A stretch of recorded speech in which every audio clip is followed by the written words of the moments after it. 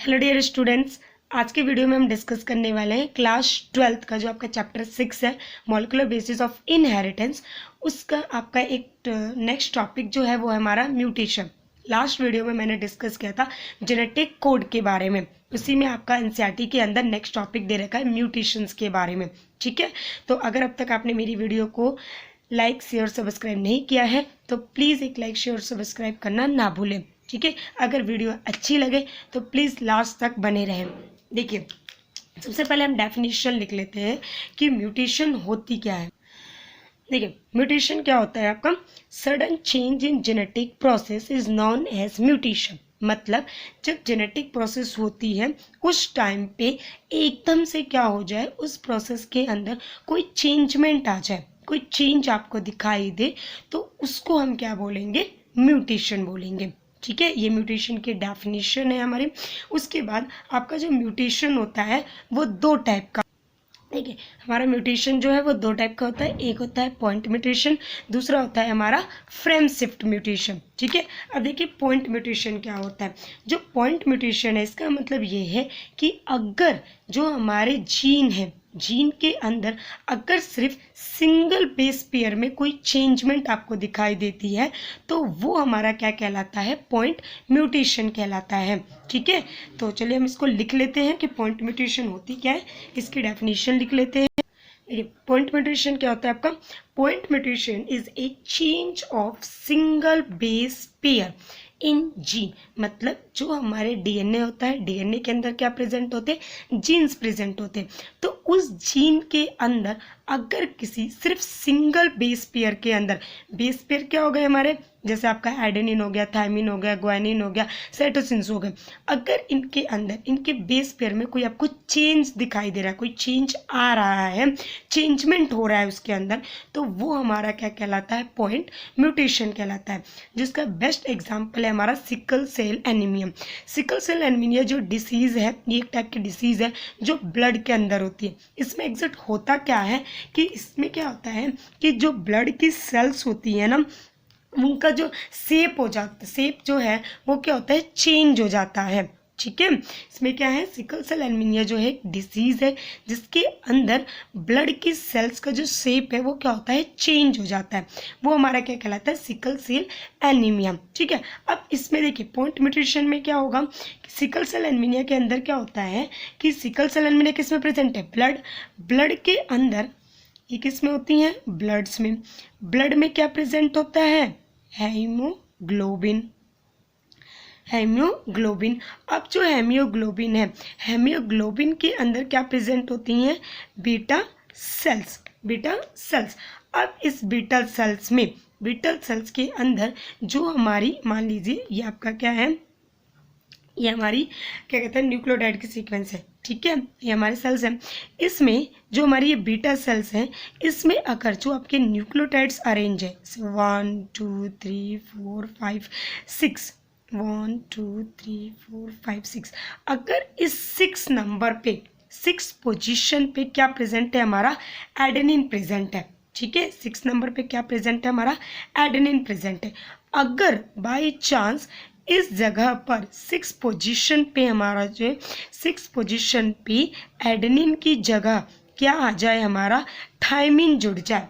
ठीक है, किसी कंडीशन में कोई म्यूटेशन हो गया, कुछ चेंजमेंट आ गया, चेंजेस आ गया, जिसकी वजह से एडेनिन की जगह पे क्या जुड़ रहा है, हमारा थायमिन जुड़ रहा है, तो ये आपका क्या कहलाता है, पॉइंट म्यूटेशन। क्योंकि चेंज किस में हुआ है, सिर्फ एक बेस पेयर के अंदर, इसके अलावा इसके आगे बहुत सारे बेस पेयर्स होते हैं हमारे, तो सिर्फ चेंज किसके अंदर हो रहा है, एक बेस पेयर के अंदर, सिंगल बेस पेयर के अंदर, जो क्या हो रहा है, एडेनिन की जगह क्या आ रहा है, आपके थायमिन आ रहे हैं। ठीक है, तो ये हमारा क्या कहलाता है, पॉइंट म्यूटेशन कहलाता है। आई होप आपको समझ में आ गया होगा।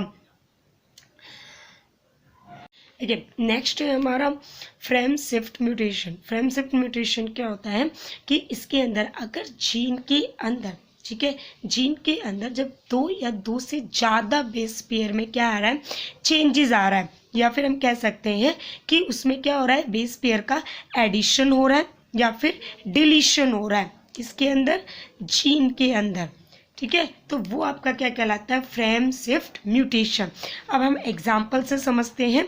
जैसे मान लिया हमने एग्जाम्पल लिया सबसे पहले हम एग्जांपल लेते हैं एडिशन का। अगर जीन के अंदर क्या है, एडिशन हो रहा है, ठीक है, किसी न्यूक्लियोटाइड का क्या हो रहा है, एडिशन हो रहा है, तब क्या होगा उस केस में, इन केस ऑफ एडिशन। देखिए हमारे पास हमने एग्जाम्पल लिया, जैसे आपके एनसीईआरटी में गिवन है, मैं वही एग्जाम्पल लेके आपको समझा रही हूँ। हमारे पास एनसीईआरटी में दे रखा है, जैसे आपके राम हैज़ रेड और लास्ट है आपका कैप, ठीक है। ये तो नॉर्मल स्टेटमेंट है जो इसमें दी हुई है, गिवन है आपके एनसीईआरटी में, ठीक है। तो अब देखिए भाई हमने क्या बोला है, एडिशन करवाना है हमें, हमें क्या करना है, एक न्यूक्लियोटाइड का ऐड करना है, ठीक है, एक लेटर ऐड करना है।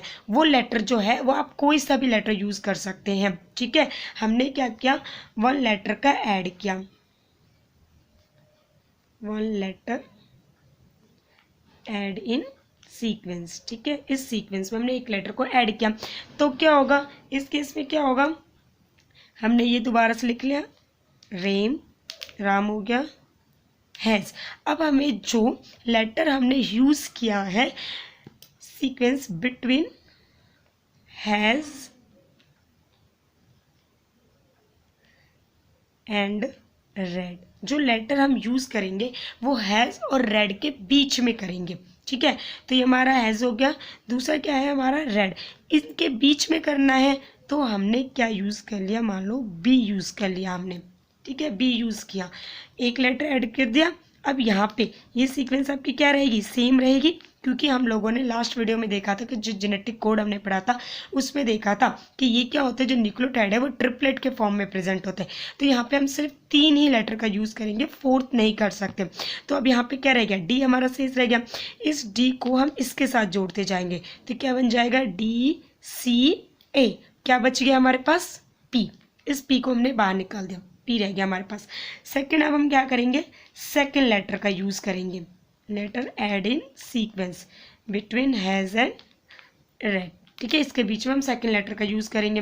तो क्या होगा अब आपका, राम हो गया, हैज़। अब हम 2 लेटर यूज कर रहे हैं, एक मान लो हमने बी यूज किया, दूसरा हम यूज कर रहे हैं आई, ठीक है, आई यूज कर लिया। तो यहाँ पे आप क्या रहेगी आपकी सीक्वेंस, इसके जगह पे हमने यूज किया, तो यहाँ पे क्या आ गया आपका, आर आ गया, ये फिर ई आगे चला जाएगा, EDC, यहाँ पे क्या रह गया आपका, AP। अब अभी भी देखिए आपकी जो न्यूक्लियोटाइड की सीक्वेंस है वो कंप्लीट नहीं हुई, यहाँ पे कितना है, एक लेटर है, यहाँ कितना है, 2 है, और हमें पता है कि जो हमारे न्यूक्लियोटाइड होते हैं वो ट्रिपलेट के फॉर्म में प्रेजेंट होंगे, ठीक है, जेनेटिक कोड में हमने देखा था। तो यहाँ पे 2 है, अभी हमें एक और बेस पेयर की जरूरत है, ठीक है। तो अब हम क्या करेंगे, इसमें थर्ड लेटर यूज करेंगे, ठीक है, इसमें हम क्या करेंगे, थर्ड लेटर का यूज करेंगे। अब हमने थर्ड लेटर यूज किया, थर्ड लेटर में हमारा क्या हो जाएगा, राम हैज़। अब हमने वहाँ क्या यूज किया था, BI, एक और हम यूज कर लेंगे G, ठीक है, हमने G यूज कर लिया। तो हमारे पास क्या बन गया, एक ट्रिपलेट कोडोन आ गया, ठीक है, जो क्या हुआ है, ऐड हुआ है, जिसका क्या हुआ है, एडिशन हुआ है, ठीक है, ट्रिपलेट कोडोन का। तो ये क्या हो गया, हमारे बिग हो गए। अब यहाँ पे आपका वहाँ क्या रह गया था, RED, वो दोबारा से जुड़ गया, और लास्ट में क्या जुड़ गया हमारा, कैप। तो यहाँ क्या हुआ, पूरा एक ट्रिपलेट कोडोन का क्या हो गया, फॉर्म हो गया, एडिशन हो गया है जीन के अंदर। तो ये आपका क्या कहलाता है, एडिशन कहलाता है फ्रेम शिफ्ट म्यूटेशन के अंदर।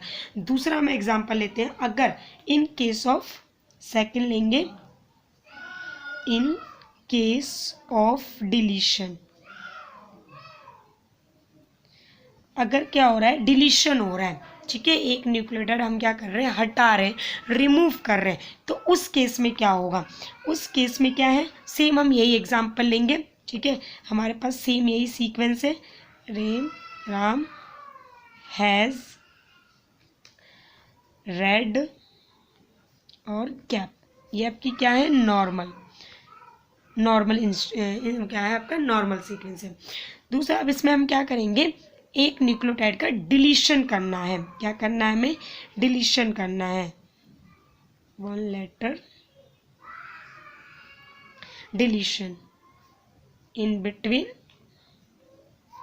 हैज़ एंड रेड, ठीक है।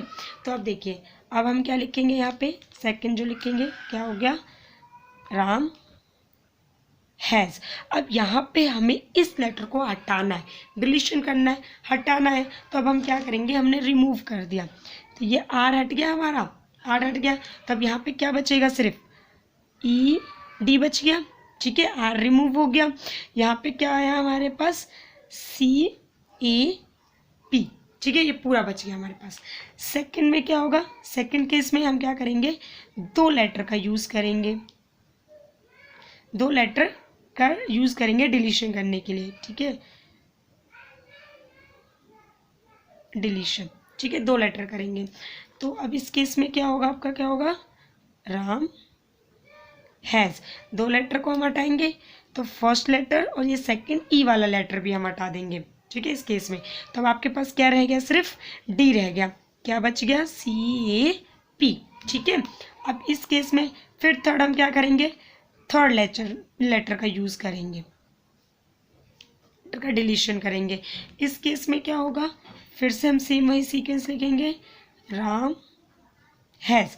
अब ये डी भी हमारा रिमूव हो गया, तो अब हमने क्या किया, इस पूरे ट्रिपलेट कोडन को हमने क्या कर दिया, रिमूव कर दिया, हटा दिया, ठीक है।